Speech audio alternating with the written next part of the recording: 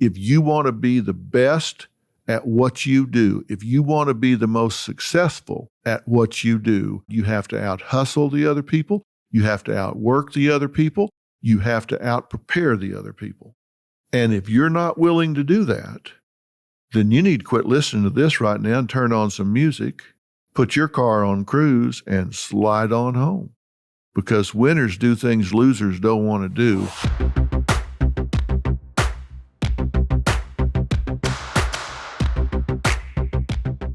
If you were in a competition, if you were in a game, say a big football game, and you were getting ready to play it on Saturday, would you call the other team up on the Monday before and say, hey, I just wanted to give you our playbook so you weren't surprised this Saturday when we show up? Of course you wouldn't. You would have a playbook that you would keep close to your vest and not let anybody know what's in there except for you. Well, the same thing is true in life, and that's what we're talking about. The playbook for your life. We started last week. We're continuing this week. And when we started, I talked about number one, you must have a defined image and never go out of character. I'm a strong believer in a defined product. You've got to decide who you are, what image you want to project, what horse you want to ride in this life. And once you decide what it is, it's got to be authentic and you've got to stay in character. You never go out of character. Second, I talked about the fact that character, who you choose to be, must be unique because you must create a perception of uniqueness. If you're like everybody else, if you're a face in the crowd, then you just become interchangeable, right? I mean, I can take you, take somebody else, you're all alike. What difference does it make? You have to not just be unique, you have to create a perception of uniqueness. And third, I said you must play big, not just long. A lot of people think, boy, oh boy, when I get a chance to talk, when I get a chance to be in front of my work group or my friends or whatever, I've got to talk for a long, long time. I am a strong opponent of that. You need to play big, not long. When you finally speak, say something that matters. Don't get lost in a sea of minutia.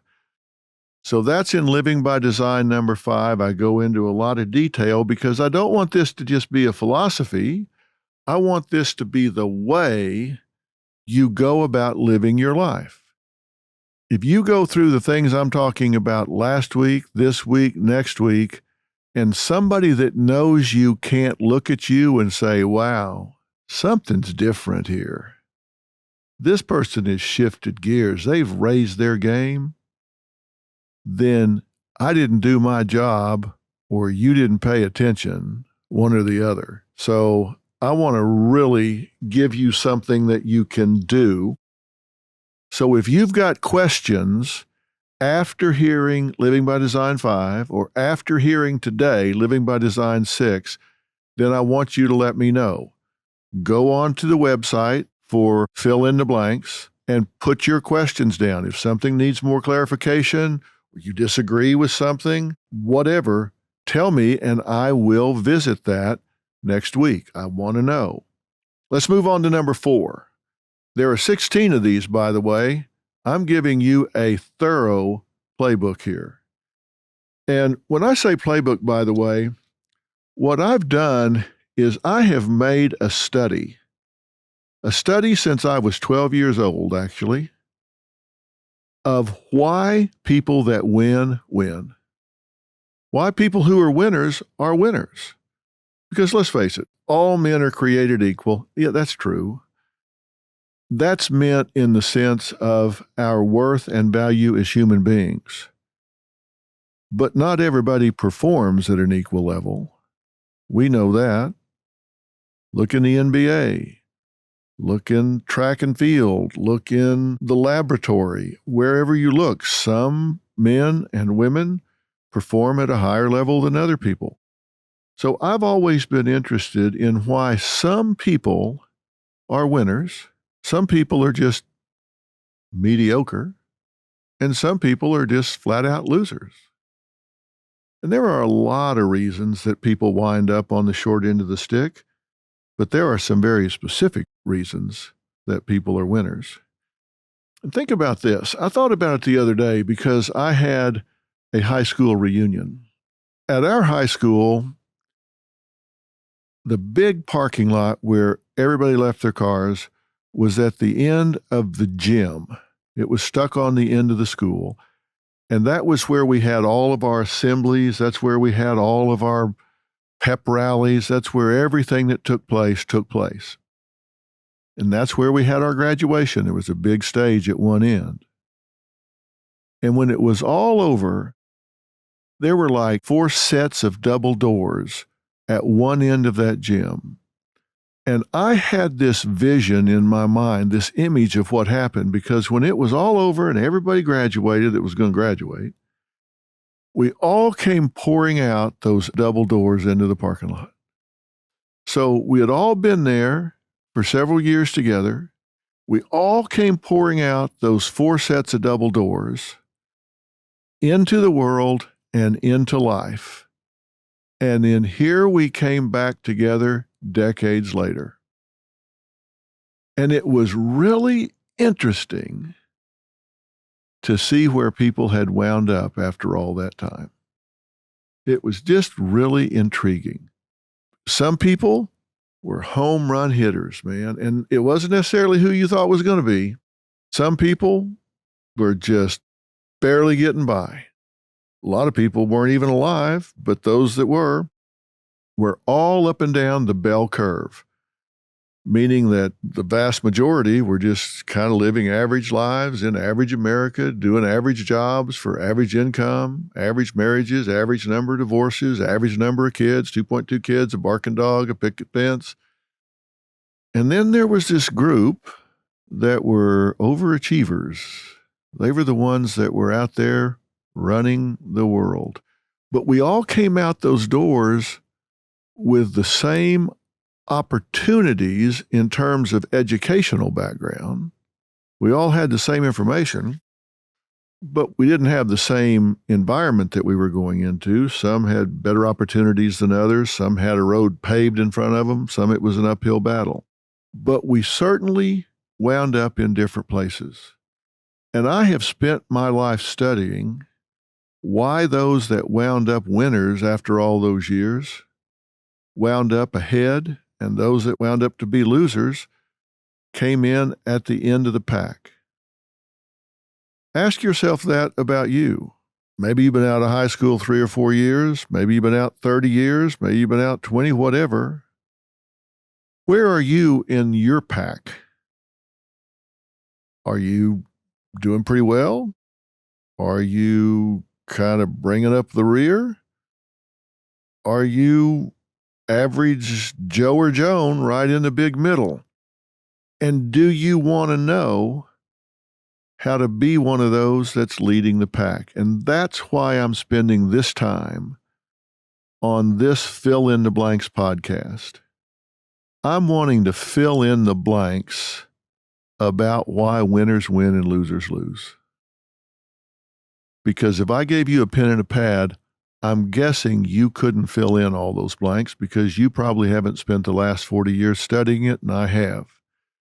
I probably couldn't fill in the blanks in what makes your job, but I can fill it in what makes my job, and this is what it is. I told you at the beginning of this that you weren't going to have to be a narcissist and you weren't going to have to cheat. But I also said this wasn't for the squeamish.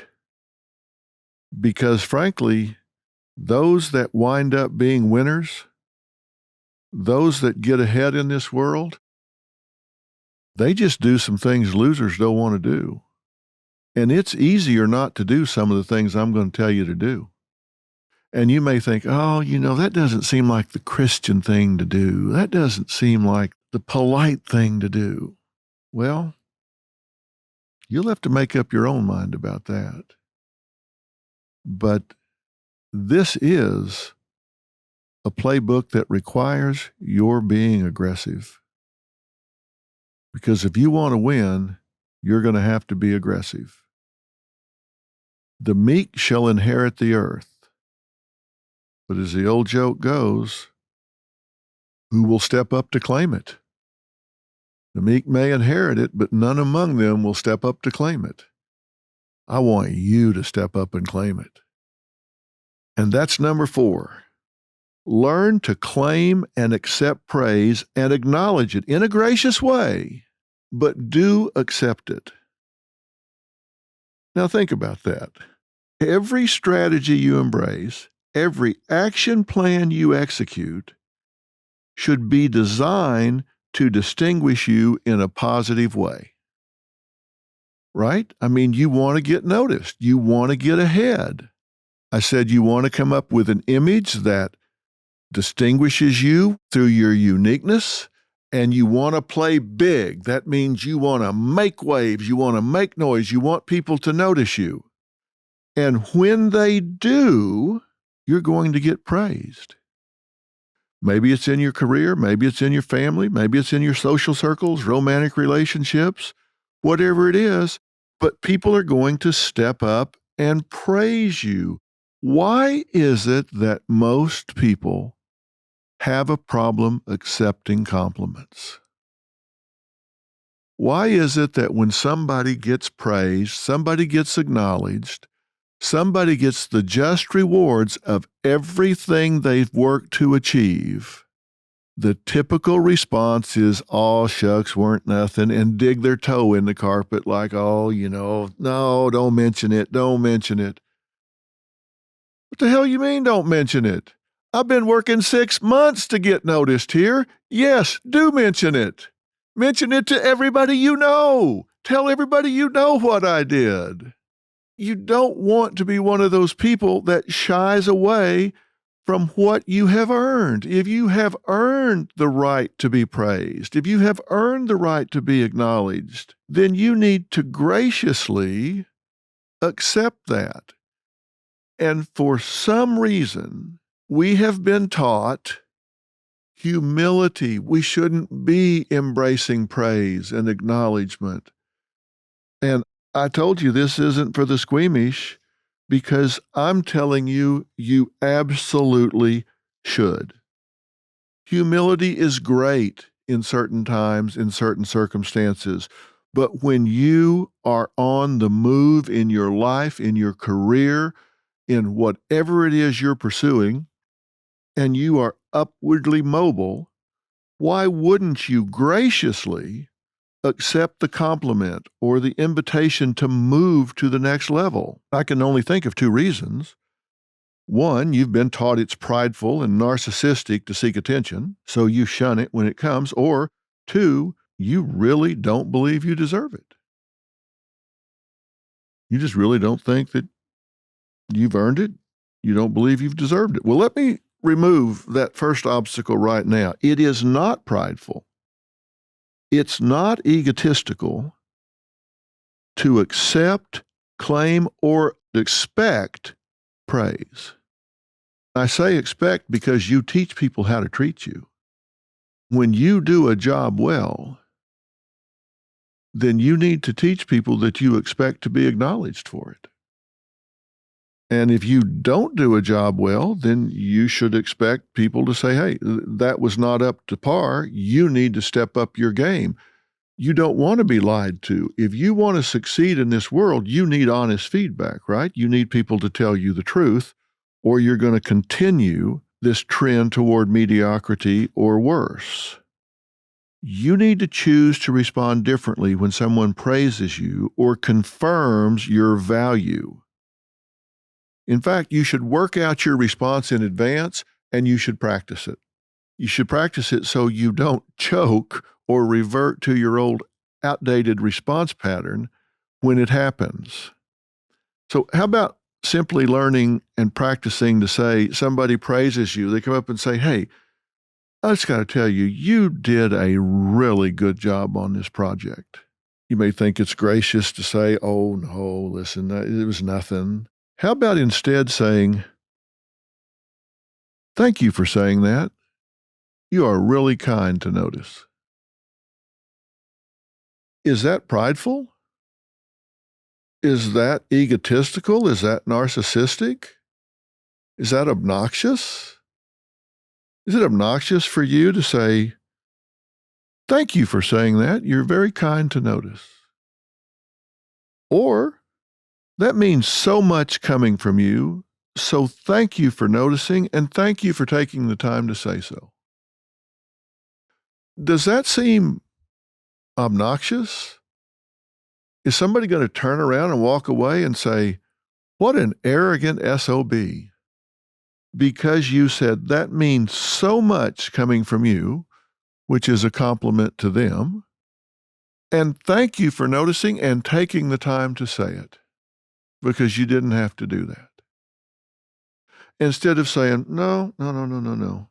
If you're in a personal or romantic situation, you can reciprocate at the level of comment that you received. It is always safe to begin with a straightforward, "Thank you for your kind words," and then add any specific reaction that you want to. Now, the second obstacle, if you don't believe that you deserve the credit or praise, then let me assure you, others will soon begin to agree with you.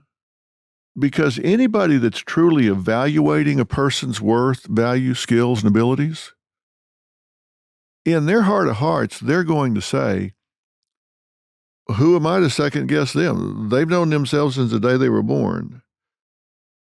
And they seem to know that they're not very smart, they're not very good, they're kind of lazy, they don't really have ownership in the good outcome here.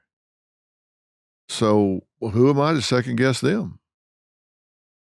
They're going to defer to you eventually. They may not say it to your face, but I can promise you they're eventually going to say it to themselves. If you lack self-confidence, if you lack self-worth, like I said, you teach people how to treat you, pretty soon they're going to agree with you.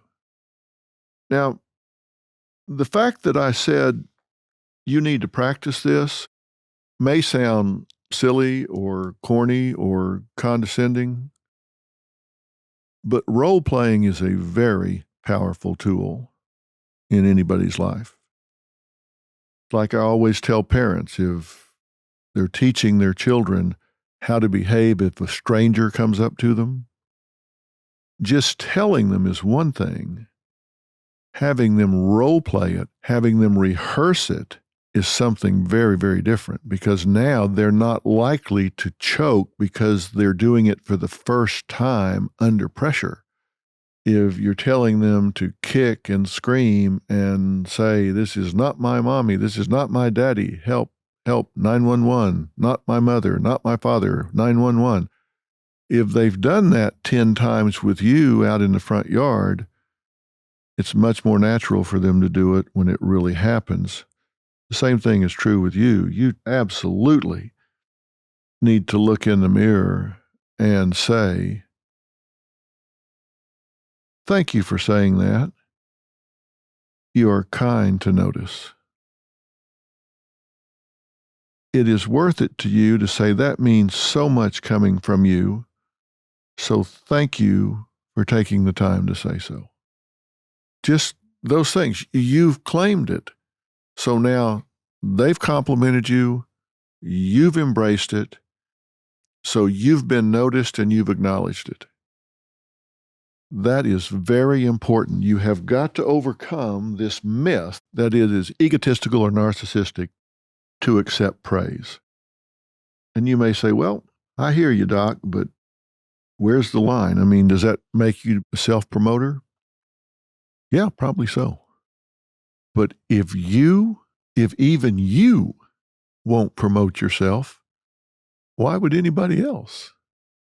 I do Dr. Phil every day, 5 days a week, 52 weeks a year. People ask me, "Is this worth watching?" What do you think I say? "Oh, I don't know. It's just, I don't know. It's just something to do. I don't know." You think that's what I say? Absolutely not. I say, I absolutely believe it's worth watching. We really work to destigmatize mental illness in America. We give people common sense information delivered to their homes every day for free. And I think, in fact, that it is the highest and best use of television. Is that self promoting? I hope so, because I intend to promote what I do because I believe in what I do. And if somebody sees me on the street and they come up and say, Dr. Phil, I just love your show. I love your message. I say, well, thank you. I really appreciate you saying that because we have a lot of fun doing it and we really believe in what we do. And it means a lot that you take time out of your day to watch what we do. I don't say, oh, don't be silly. It's just, it's nothing. I say, thank you. Thank you for saying that because we take it real seriously. It's great to hear from you that you take time out of your day to watch. That means a lot. Why would you not do the same thing in your own life? And I'm asking you to do that because that's one of the things winners do. Number 5, you must become essential. You must become essential. Now, this goes with being unique. Unique is that you stand out from the crowd, okay? That means that there's something about you that distinguishes you from everyone else and you want to be noticed, right? But what I'm talking about now is in whatever situation you're in, you want to be perceived as essential. I'll give you a perfect example of what I'm talking about. I have had the same personal assistant / secretary, whatever you want to call it, for 40 plus years now. Her name is Barbara. And let me tell you how essential she is. She knows everything about my life. I don't know anything about certain aspects of my life. If I need a passcode to get into the Nest thermostat at my house, I call Barbara. She knows what it is. If I need the passcodes to the streaming services on my phone, I don't know what they are, but Barbara knows. If the printer or the copier gets jammed at the office, maybe a lot of places call the company and say, this isn't working. All I've got to do is say, Barbara. She comes in and she knows exactly what to do. She can unpack it, deconstruct it, put it back together in the time somebody else would take to call a repairman. She knows where every contract is, where every file is, how to fix every office machine. She knows what every phone number goes to. She knows who to put through, who not to put through. She is essential. It's like you would feel if you lost your phone. If Barbara took a week and just went totally off the radar, I guess they'd just have to put me in a medically induced coma. She knows everything. She is essential. And if somebody said, well, you're going to have to cut back here, you're going to have to get rid of some employees, she would be last on the list because she is essential in so many different areas. She is a jack of all trade and a master of most. She is essential, as opposed to somebody that maybe is a specialist, somebody they do this job or they do that job. She has made herself essential. I'm asking you, in your job, in your relationship, in your family, at your church, do people perceive you as being an essential member of your sociogram, an essential member of your work group, an essential member of whatever it is that you're involved in? And if you want to be a winner, if you want to be an important member of a team, you need to create the perception of being essential. And I say perception because it's not just enough to be essential. You have to make sure that people perceive you as being essential. That's what I mean about accepting praise. If somebody comes and says, wow, sure glad you're here because you know how to do, well, everything. You don't want to say, well, no, I mean, everybody kind of knows how to do all this stuff. Are you kidding me? Say, well, thank you for noticing. I've been here a long time and I've made it my job to learn, I guess, every job here. So thank you for noticing. You want to confirm? Yes, I am essential. Damn right. You don't have to be obnoxious about it. Now, all you armchair psychologists are probably sitting around. So, Dr. Phil, what you're telling us now is that you want us to foster some kind of codependency and invite some kind of unhealthy reliance from others. No.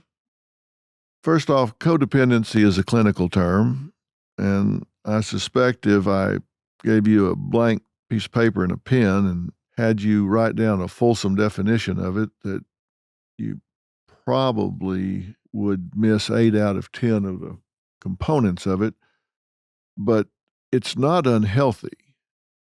Common sense tells you that if they don't miss you when you're gone, chances are pretty good you're going to be just that, gone. I don't want you to just hope this doesn't happen to you. I want you to find actions you can take towards becoming essential, irreplaceable in whatever scenario you're in. While we're talking about common sense, you want to guard and protect what you know. Do not give away the recipe to the secret sauce. Remember, there is no reality, only perception. So to maintain this perception, you want to guard your unique knowledge. If you know how to do 5 things that only you know how to do, you really don't want to go teach 3 other people how to do those 5 things. Now you may think, well, now come on, Dr. Phil, I'm a team player. I want everybody to be able to do everything I can do. Well, okay, then go knock yourself out. But if you want to be essential, if you want to be a player, if you want to be a winner, you are going to maintain some unique skills, some unique abilities, some unique knowledge that nobody knows but you. And when that's true, they're going to miss you if you're gone, and they're going to make sure that doesn't happen. Now, I'm asking you to think about that. Does that make sense? Don't give away everything that makes you essential, everything that makes you unique. So bottom line, what I'm telling you here is the secret to success is to know things no one else knows and guard those things you know that no one else knows. I mean, just be smart about it. When you get into the game of life, this is chess, not checkers. And if you think that other people aren't playing this game with strategic objectives in mind, then you're going to miss the level at which life is happening. Don't be one of those that doesn't get it. This is chess, not checkers. Let's talk about number 6, and I really want you to think hard about this one as we talk about it, because this is going to require you to do some real thinking. Number 6 in your playbook is you must know your real currency. Your real currency. Now, I just really don't like psychobabble. I don't like words that have been so overused that they lose their meaning. It really bugs me when I hear people talking about, I want to empower people. Come on. Empower has been used so much that it's lost its meaning. What do you even mean when you say that? Think about number 6. You must know your real currency. The only buzzword in that sentence might be currency. So let me explain what I mean by currency, because I don't want it to be a buzzword. By currency, I mean that which you value. What do you really value? The most obvious form of currency is monetary, money. That's currency. Currency is money. But there are other forms of currency, right? Like getting praise. We just talked about accepting praise. A lot of people value getting praise and acknowledgement. They used to say about General Patton in the war, you give him a couple of headlines, he's good for another 100 miles. They used to say that about General George Patton. Give him a few headlines, he's good for another 100 miles. He'll press on, whatever the odds are. He liked that. It was of value to him. Some people love social currency.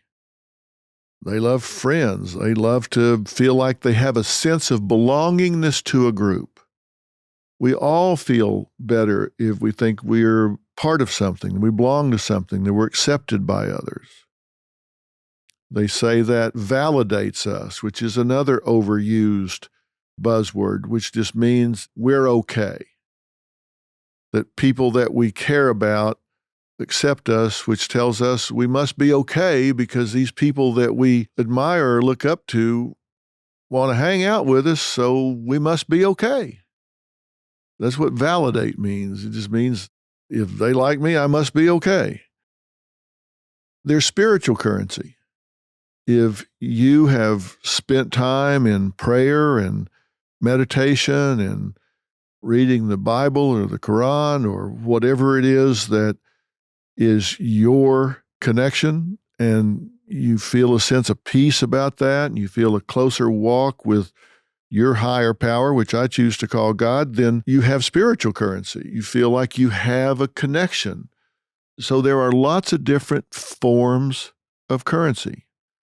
Sometimes when I go home at the end of the day, I feel like we worked with some people today that I made some real headway with, and they were teaching tools. And so based on what we covered, I'm guessing that millions of people got a message today that was very important. So I'll go home and I'll be really tired, but it's what I call a good tired. I feel like I used my life, I used my platform today in a really positive, impactful way. That's currency for me. If I feel like I was a good steward of my platform and used it in a meaningful way, then that's currency for me. I feel good about that. I don't go home thinking, well, I made money today because I did this or that.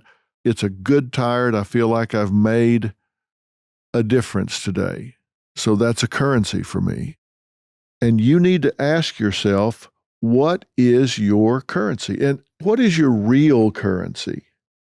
Not what somebody else says should be your currency, because the worst thing in the world you can do is waste time.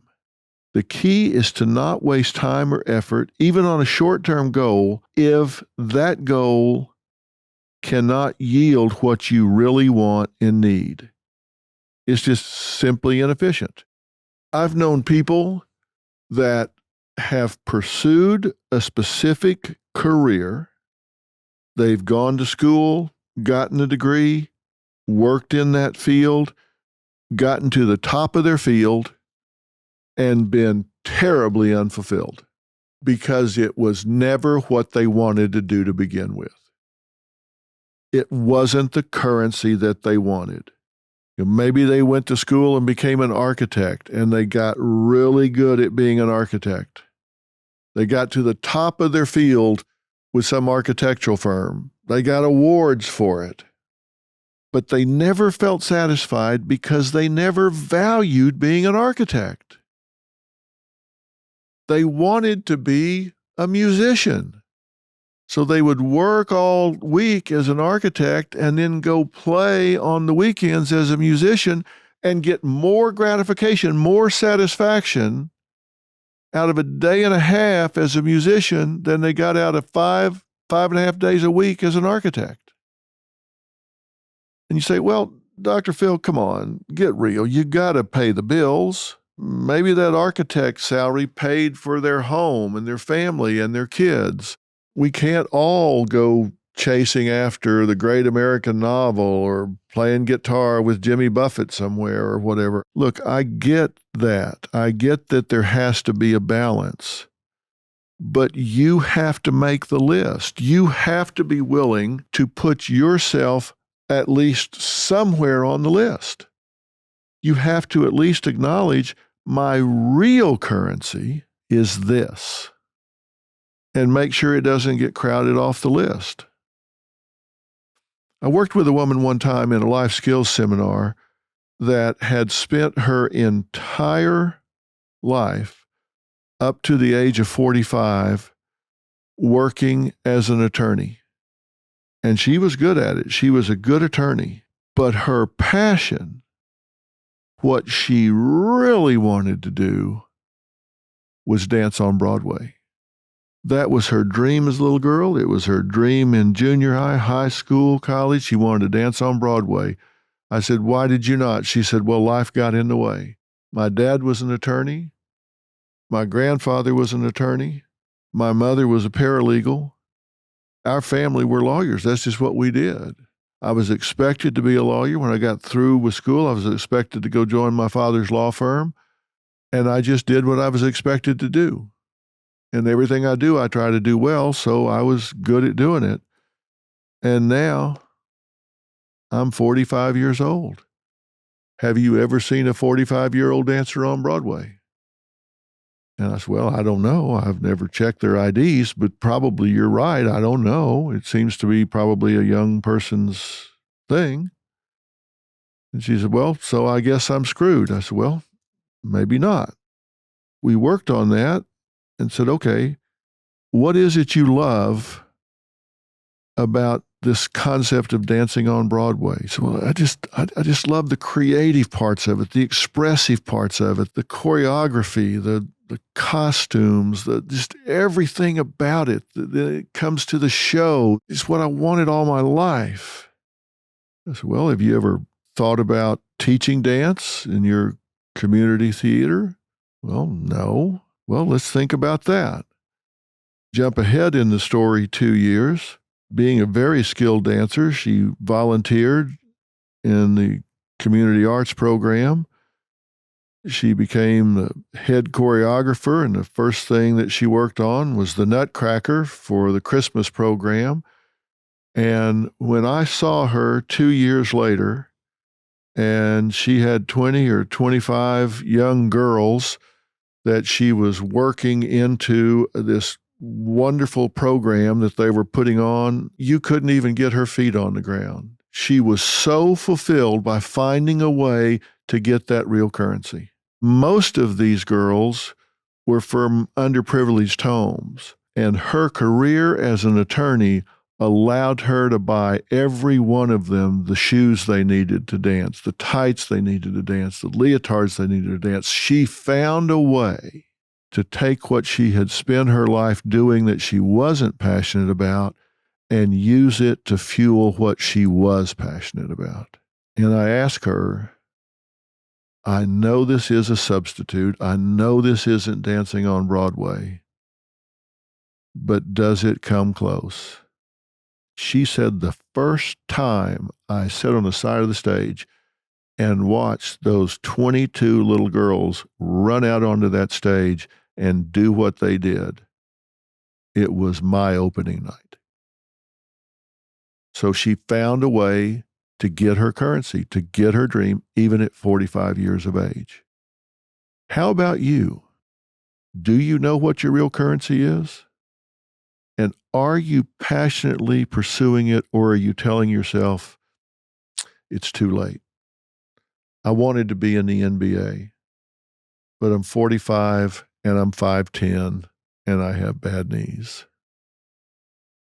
Well, do you have a love of basketball? Because I guarantee you there's a shortage of coaches. I guarantee you there are so many kids that need someone to help them. The number one thing that determines the outcome of a young, underprivileged child's life is whether or not they have an adult that puts their arm around their shoulders and says, hey, let me help you out here. I'm going to show you some things you need to do. Maybe you're 5'10" with a bad knee and you're 45 and you're never going to slam dunk on LeBron. But I'll tell you what, you may feel like you did when some kid that had nowhere to go, nowhere to play, and no one to hone his skills makes his first basket. But you can't know that if you don't know what your real currency is. And you've got to find that out. In order to do that, let me tell you something. You have to decide that you will not take no for an answer. And don't decide that there is only one way to skin a cat, because that's not true. Don't tell yourself no. Don't let somebody else tell you no, and don't decide there is only one way to get the currency you want. Don't decide that you've blown it, that it's too late, because it is never too late. Too many people are told no and turn around and walk away. And I'm going to give you a little secret that I have embraced my entire adult life that has made a substantial difference in my life. And that is, when I want something and it involves someone else, I never, ever, ever talk to anyone who cannot say yes. Now, let me say that again.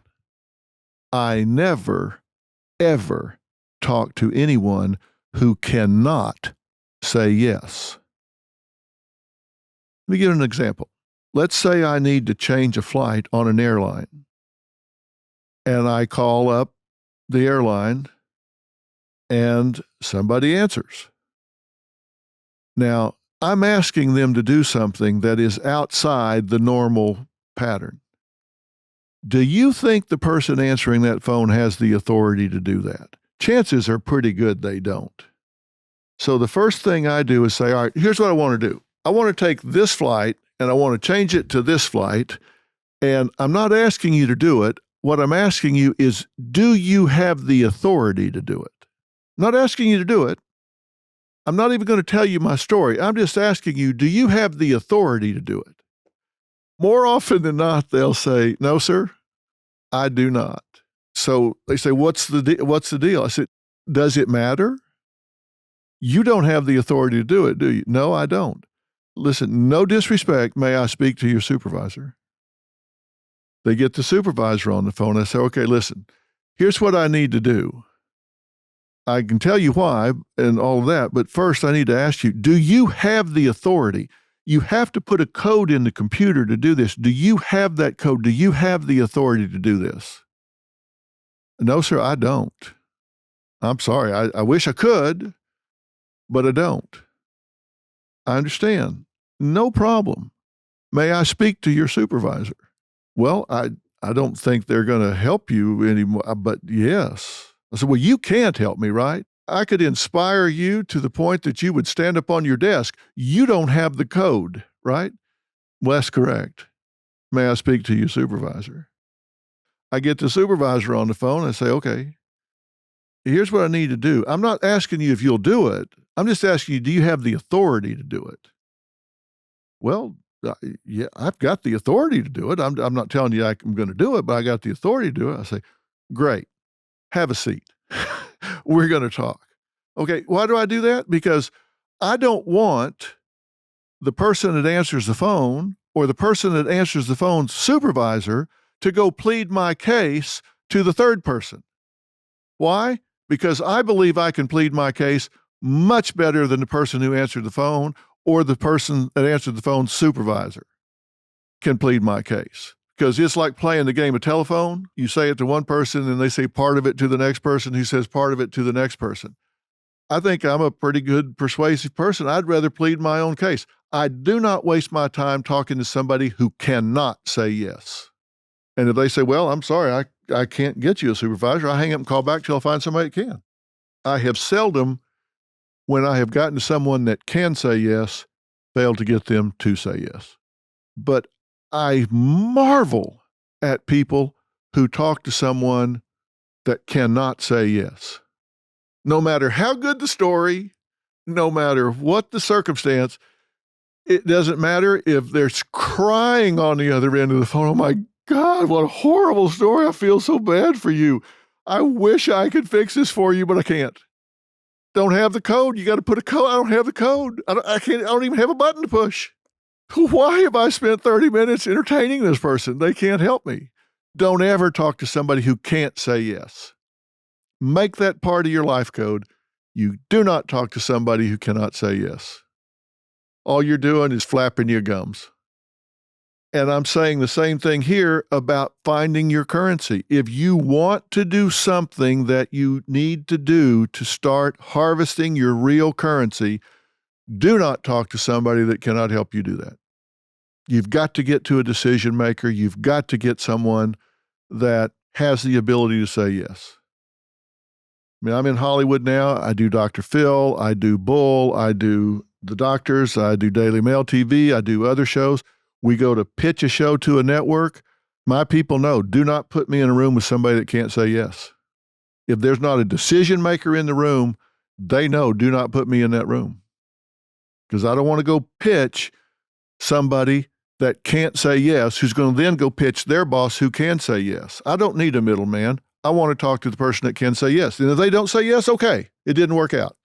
But it needs to not work out because I didn't do what I could do to get it to happen. So you have to decide what is your real currency, whether it's mental, emotional, social, safety and security, monetary, spiritual, whatever it is. Second, realize that there's more than one way to skin a cat. You might have thought the only way I could get it would be dancing on Broadway. That's not true. What you wanted was the feeling you would get from dancing on Broadway. Do not assume that dancing on Broadway is the only way to get that feeling. And then once you go to pursue it, do not waste 1 second of your life talking to somebody who cannot say yes. Okay, I don't want to throw too much at you at one time because I really want you to absorb this. So I've just covered 4, 5, and 6 out of a list of 16. And I know I've put some other stuff in that's kind of overarching. We're going to continue this next week. I'm talking about a playbook for your life. These are things that I don't want you to just kind of think about. These are things that I want you to incorporate into the character of who you are, the values that you use in approaching life. I want these to be, just as I say, your playbook. This is the way you play the game of life. And you may think, well, Dr. Phil, life's not a game. Yes, it is. Not all games are frivolous. Not all games are for fun. But it is a game. And it is a serious game. Now, number 1 was you must have a defined image and never go out of character. Number 2, you must create a perception of uniqueness. Number 3, you have to play big, not just long. That means seize your opportunities and have an impact. Number 4 was learn to claim and accept praise and acknowledge it in a gracious way, but do accept it. You worked hard to get noticed. You need to be noticed to get ahead. So why would you shy away from it once you finally earned it? Number 5, become essential. Make sure that you will be missed if you were gone. You would be missed if you were gone. Number 6, you must know your real currency. That is so very important that you know your real currency, because I would hate for you to spend your life chasing after something you don't really want. That would be the worst possible outcome. Days turn into weeks, weeks turn into months, months turn into years, and the next thing you know, your life has just flown by with you chasing something you never really wanted. When I said I want you to fold these things into your life, I really want you to look in the different areas of your life and ask how you can apply these first 6 things we talked about. Your social life, your family life, your romantic life, your professional or career life, your spiritual life. How can you use these 6 things to have an impact in those areas of your life? There's an old saying, life is hard, life is a bust, all you do is what you must. You're in control. I'm just giving you some tools to exercise that control, because life doesn't have to be a bust, and it's never, ever too late. I'm Dr. Phil. We'll talk again.